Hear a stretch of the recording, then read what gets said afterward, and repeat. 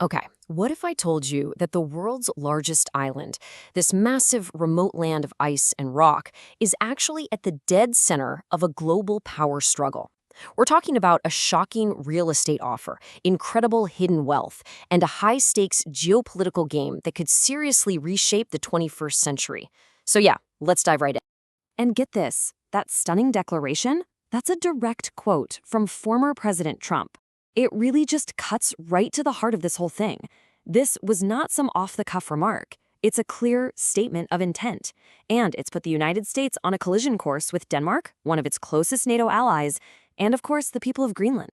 Now, I know what you're thinking. The idea of one country trying to buy another country's territory, it sounds completely outlandish today, right? But believe it or not, this is just the latest chapter in a really, really long story. U.S. interest in Greenland is anything but new. It's a deep-rooted strategic goal that keeps popping up again and again. You can see it right here. This isn't some random impulse. This is a pattern that's been going on for over 100 years. It started kind of subtly back in 1916. Then, during World War II, Greenland's strategic value just exploded, and it essentially became a U.S. protectorate. That led to President Truman secretly offering $100 million in gold for it in 1946. Denmark said no, but a defense treaty in '51 locked in a permanent U.S. military presence, which really just set the stage for today's big push for a total purchase. So why the century-long obsession? Well, it really boils down to two huge things. And the first one is just pure, unchangeable geography. When you look at a map from a military perspective, Greenland's location is, simply put, one of a kind. Let's talk about something called the GIUK gap. This stretch of ocean right between Greenland, Iceland, and the UK is one of the most critical naval choke points on the entire planet. For NATO, controlling this gap is absolutely everything. It's how they track Russian submarines moving from their northern bases out into the open Atlantic. And Greenland? It's the massive western anchor of that entire defensive line. And this right here is the crown jewel of American power in the Arctic, Pacific Space Base. This is not just some remote outpost. This is the first line of defense against missiles coming over the North Pole. It's a critical hub for controlling satellites. And, this is huge, it's an irreplaceable ground station for the Golden Dome, America's new, ambitious defense shield against hypersonic missiles. Oh, and it has a runway that can handle F-35s. So yeah, it's pretty indispensable. But the U.S. isn't just interested in military hardware. That's only half the story.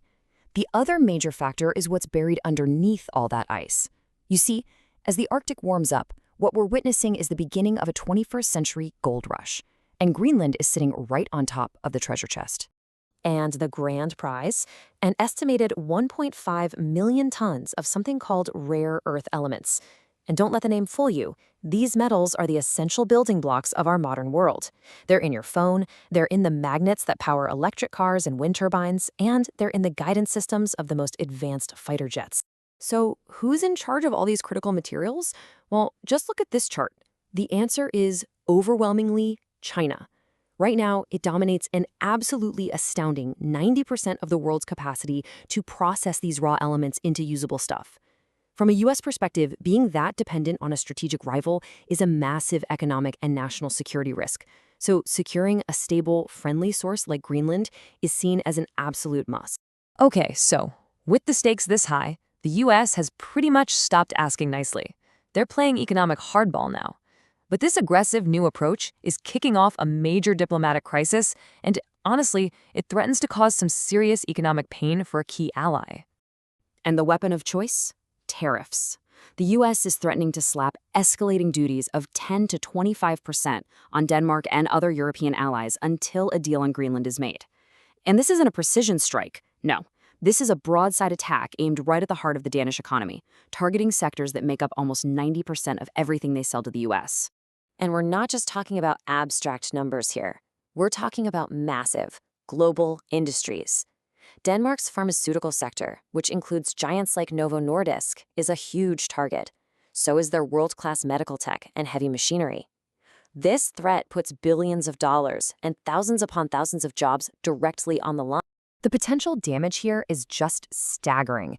Analysts estimate these tariffs could shave a full 3% off Denmark's annual GDP. For a developed country, that's not just a bump in the road. That is a massive economic shock. It just goes to show how serious the U.S. really is. But you know, In all this high-level talk about geopolitics, military bases, and tariffs, there's one voice that is the most important of all, but it often gets overlooked: the 56,000 people who actually call Greenland home. And at the end of the day, they get the final say. And their position? Well, it could not be any clearer. This powerful statement from Greenland's leadership just cuts through all the geopolitical noise. It's a rock-solid declaration of sovereignty and self-determination. It's a reminder to the world that Greenland is a homeland, not just some piece of property. So, can the US actually force a sale? The legal reality says absolutely not. Let's just walk through the process. So first, any change has to be started by the people of Greenland. Then, they'd have to hold a referendum and vote yes. Only after that could negotiations even start with Denmark. It's what's called a dual consent system. This isn't a simple real estate deal. It's a constitutional process, and the people of Greenland hold the ultimate veto. Which really brings us to this one crucial question. As the Arctic ice continues to melt, unlocking new resources and strategic sea routes, the fate of Greenland just hangs in the balance. Is it going to become the flashpoint for a new Cold War fought over resources and military position? Or is there a path forward that respects sovereignty and actually fosters cooperation? As geology and geopolitics collide at the top of the world, the answer to that question is going to define the future of the Arctic.